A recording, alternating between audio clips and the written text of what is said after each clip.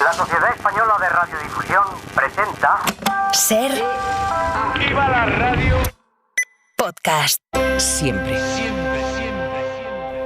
Hola, soy Javier Ruiz y esto es Hora 25 de los negocios. Hoy, España y su vivienda. No es país para solteros. Hoy, el índice Sexo en Nueva York.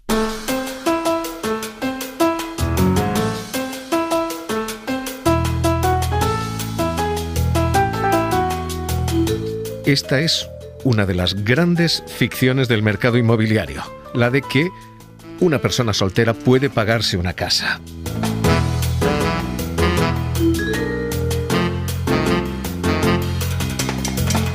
El alquiler exige ya 2 nóminas. Muchos caseros piden 2 nóminas para alquilar un inmueble. Y el comprar exige una solvencia absolutamente imposible para quien quiere vivir solo. Los bancos dicen no puede consumir tu letra, tu hipoteca, más del 30% de tu sueldo. Ahora mismo, en prácticamente toda España, eso se ha convertido en un imposible. Imposible especial para jóvenes. Yo me veo más viviendo de alquiler mucho más tiempo de lo que, por ejemplo, vieron mis padres. Pagan un alquiler hoy en día está fatal, pero fatal. Porque no lo veo factible en ninguno de mis casos económicos. Lo veo muy complicado para comprar de aquí a 10 años. Y ahora mismo plantearme una vivienda, comprarla, no es viable. Así que hoy vamos a elaborar el índice de en qué autonomías y en qué ciudades sí se puede vivir la fantasía de Carrie Bradshaw. Hoy vamos a elaborar el índice Carrie Bradshaw. Esa misma noche me puse a pensar en el factor X de X. En matemáticas aprendimos que la X es la incógnita. A más B igual a X. Pero la verdadera incógnita en más de la mitad de España, vivir soltero, vivir solo, es absolutamente imposible. El 30% es el máximo que una letra debe consumir. En Baleares es el 61% de un sueldo. En Cataluña, Madrid, Canarias, Euskadi ronda el 50%. Transformar un apasionado amor. Solamente se puede ser soltero en 6 comunidades de toda España si alguien quiere una casa. No puedo evitar preguntármelo. ¿Puede haber amistad con un ex? Así que hoy no podemos evitar más que preguntárnoslo. ¿Se puede ser soltero y aspirar a una casa aquí en España? Amaya de Cos, ¿qué tal? Muy buenas noches. Hola, muy buenas noches, ¿qué tal? Amaya, ¿tú cuántos años tienes? Pues tengo 32 años. ¿Lo de vivir sola, misión imposible? Imposible, la verdad, sí. Tal y como están las cosas y sobre todo en Madrid es muy complicado. Tú sí. Tienes un trabajo estable, tú trabajas en bioestadística. Sí, yo trabajo en investigación como bioestadística y llevo ya 7 años trabajando y aún así es impensable tanto irme de alquiler como comprarme una casa por mi cuenta. Sí. 7 años, asumo contrato fijo y no te permite eso vivir tú sola. No. ¿Qué haces? Pues, comparto piso con lo que ahora son, pues que se han convertido en mis amigos, pues ya desde hace 6 años que comparto piso y pues por intentar sobrevivir con lo que nos permite la ciudad. Amigos, dices, porque sois más de 2 personas, sois más de 3 en el piso. Somos 3 en el piso. Simple porcentaje, no me digas números, no me digas cifras, pero ¿cuánto de tu sueldo se va en renta? ¿Cuánto de tu sueldo se va en lo que estáis pagando? Pues aproximadamente un 40% sin gastos, un poquillo más sería. 40% compartiendo piso. Eso es, sí. ¿La posibilidad, has hecho números de vivir tú sola, es impagable? Sí, la verdad que sí. Yo lo he pensado muchas veces, ¿no? Tanto irme de alquiler, pero en Madrid sería impensable porque ya es más del 50% de mi salario y teniendo en cuenta otras necesidades básicas que quisiese cubrir, sería imposible y luego siempre está la opción ideal, ¿no? Y un poco utópica de comprarse una casa, pero sin una entrada es muy difícil y siendo solo es difícil conseguir el dinero suficiente para tener una entrada mínima para acceder a la vivienda. Sí. Hoy hacemos aquí el índice Sexo en Nueva York. Yo diría que tú estás más cerca del índice de Friends, ¿no? Sí, por ahora sí. Amaya, cuídate, un abrazo muy fuerte. Muchas gracias, hasta luego, buenas noches.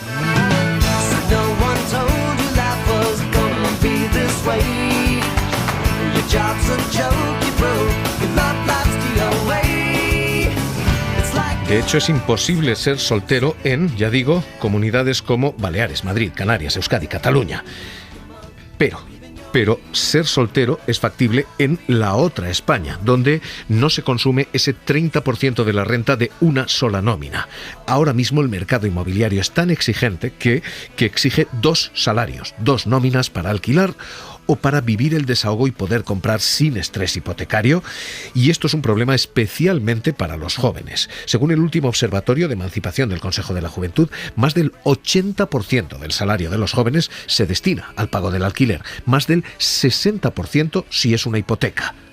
El estrés está en el 30%. Insisto, 80 para alquilar, 60 para comprar. 30 es el tope que admiten los propios bancos. Así que lo que tenemos ahora mismo es una España para parejas en la que Estefanía Salvatierra, ¿qué tal? Muy buenas noches. Buenas noches. No podemos evitar preguntarnos si las autonomías son autonomías para solteros. Si aspirar a una vivienda estando solo es demasiado aspirar. Bueno, los españoles que adquieren una vivienda en propiedad, los que lo hacen en solitario, destinan el 37% de sus ingresos mensuales al pago de la hipoteca. Es más de lo que recomienda el Banco de España, que aconseja no dedicar más del 30-35%. Y esto, tomando como referencia el salario medio de los españoles, significa que las cuotas hipotecarias deberían ser inferiores a 590 euros mensuales. Los datos que ofrece la inmobiliaria Solvia señalan que hay 5 comunidades autónomas en las que a los solteros el pago de la hipoteca les supone un esfuerzo añadido. Son Baleares, dedican el 61% de su salario al pago de la vivienda.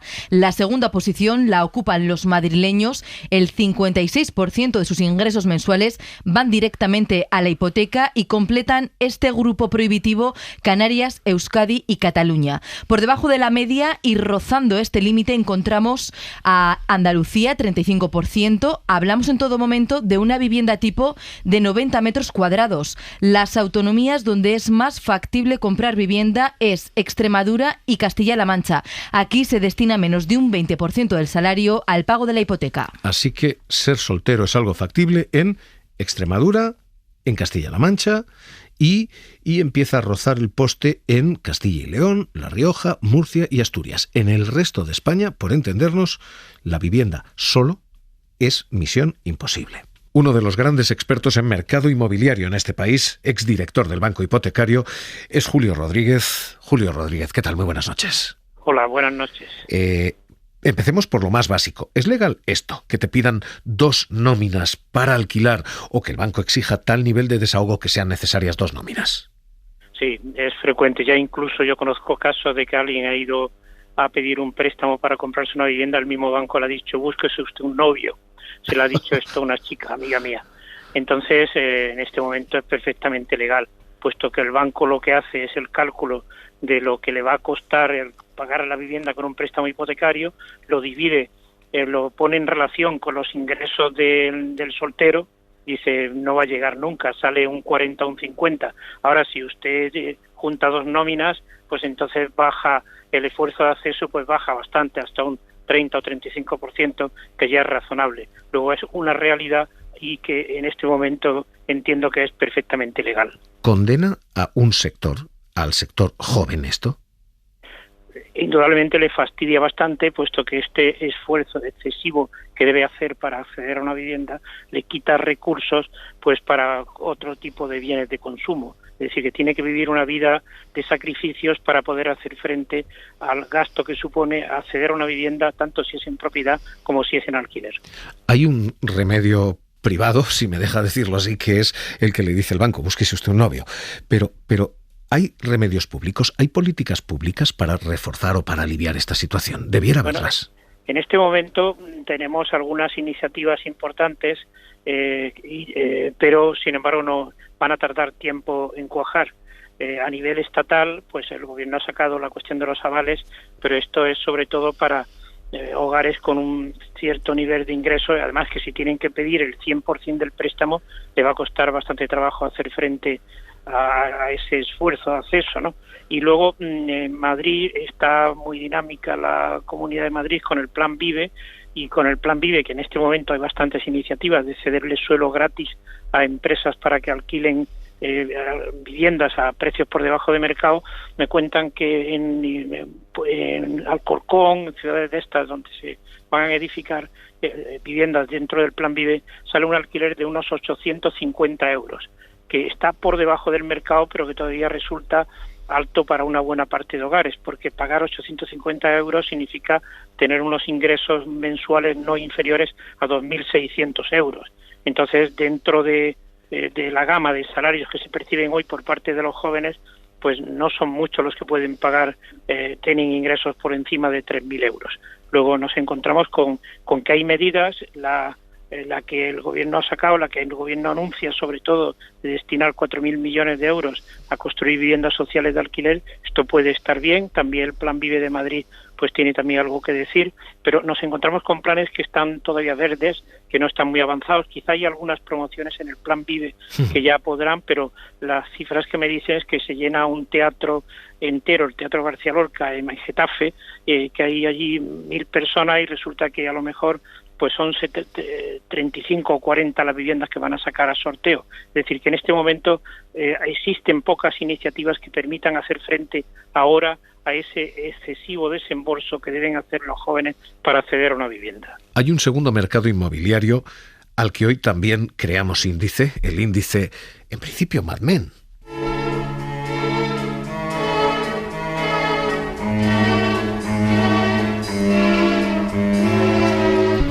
Si nuestro índice de vivir soltero era el índice Carrie Bradshaw, nuestro índice de oficinas y locales comerciales debiera ser nuestro índice Dan Draper. Mi primer trabajo fue de publicista de una peletera. Trabajaba con un creativo. Pero es que esas grandes oficinas están literalmente desapareciendo y esos grandes edificios... Innovar.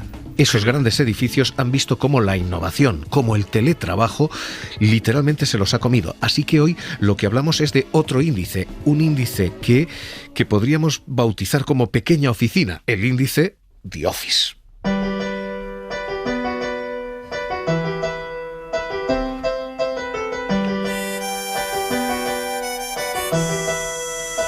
Porque el mercado inmobiliario de oficinas, el que protagoniza estas escenas... Te voy a dar un trozo de papel. Quiero que escribas cuánto quieres y luego me lo pasas por encima de la mesa. ¿Por qué no puedo decírtelo sin más? Porque así es como se hacen las cosas en las pelis. Bueno, pues este índice está absolutamente reventado por el teletrabajo.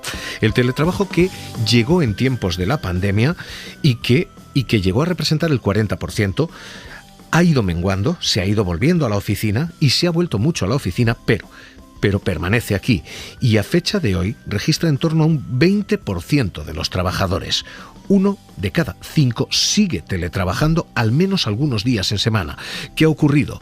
Todas las oficinas, todos los locales comerciales han ido menguando sus espacios y evacuando algunas de las superficies de alquiler que ocupaban, hasta el punto de que el índice que publica CB Richard Ellis es literalmente el índice de un desplome en el último trimestre y en general en el último año. Aquí en España. Estefanía, esas cifras, ese índice, ¿qué dice? Sí, bueno, como decías, aquí se han juntado varios factores. El primero, el teletrabajo. Con la pandemia, las grandes corporaciones se dieron cuenta de que no era necesario mantener unos edificios tan grandes y que ahí se podían reducir costes. El segundo, la continua subida de tipos de interés que desanima a los inversores porque esos edificios ya no son tan rentables. En 2023, el valor de las oficinas se redujo algo más de un 10%. ¿Y cuál fue la comunidad más perjudicada? Según la consultora Richard Ellis, Madrid se deshizo de casi 400.000 metros cuadrados alquilados, o lo que es lo mismo, un 23% en solo un año. Hay una caída del 23% interanual, hay una caída del 11% en el último trimestre. Y esto está pasando aquí en España. Pero es que el mercado de oficinas se está desplomando en todo el mundo. En Estados Unidos esa caída es del 44%. Y esto es importante porque muchos de los grupos bancarios y muchos de los grupos inversores han colocado su dinero en el mercado de oficinas de Estados Unidos, especialmente los mercados y los bancos alemanes, que ahora mismo empiezan a tener un problema, porque en Estados Unidos JP Morgan, Bank of America, Wells Fargo, Citigroup, Goldman, y Morgan Stanley, todos ellos han visto cómo las provisiones que tenían, si había impagos allí, están superadas ya por los impagos allí. Hay más impagos que previsión de impago había. Lo que tenemos es un problema en este mercado que puede provocar un efecto dominó, porque Estados Unidos está cayendo y ese efecto dominó puede arrastrar a los bancos americanos, a los bancos alemanes y a otras entidades que han puesto dinero en este mercado de oficinas. Julio Rodríguez, déjeme que le pregunte por esto, por mercado de oficinas. 23% de caídas, desplomes tan considerables, parecen efectivamente responder al teletrabajo, pero plantean un problema a largo plazo. El teletrabajo en principio está aquí para quedarse. Tenemos un problema y un efecto dominó en el mercado de oficinas.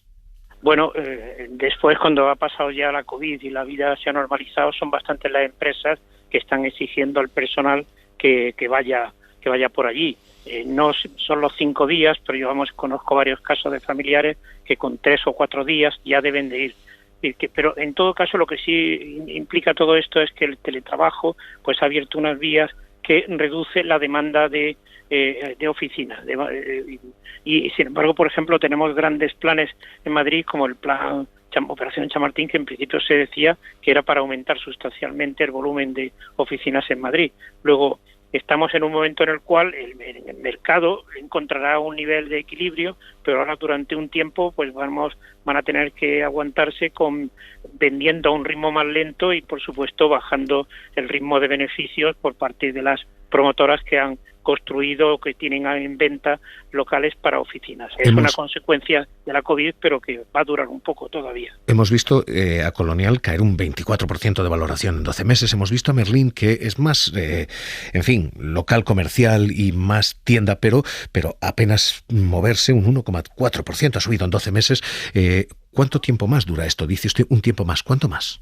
Bueno, yo creo que todavía esto vamos a dejarle un intervalo de medio plazo, pues yo diría no más de 4 años, entre 1 y 3 años será lo más posible que dure esta etapa. Pues Julio Rodríguez, exdirector del Banco Hipotecario, un placer escucharle como siempre aquí en Hora 25 de los Negocios. Un abrazo. Buenas noches y un abrazo. Conclusión. En nuestro índice de si se puede vivir soltero y con vivienda, si una sola nómina puede dar lugar a una casa, en nuestro índice sexo en Nueva York, la respuesta es un rotundo no. Solamente La Rioja, Castilla y León, Castilla-La Mancha y Extremadura permiten vivir solo, con una nómina, en una vivienda. El resto del país no es país para solteros. Son necesarias 2 nóminas, una pareja, alguien más. Problema especialmente joven. Yo sobre los 26, 27 años ya pude tener vivienda y formar una familia. No me lo he planteado porque no lo veo factible en ninguno de mis casos. Y económicos. En nuestro índice de Office, en nuestro índice de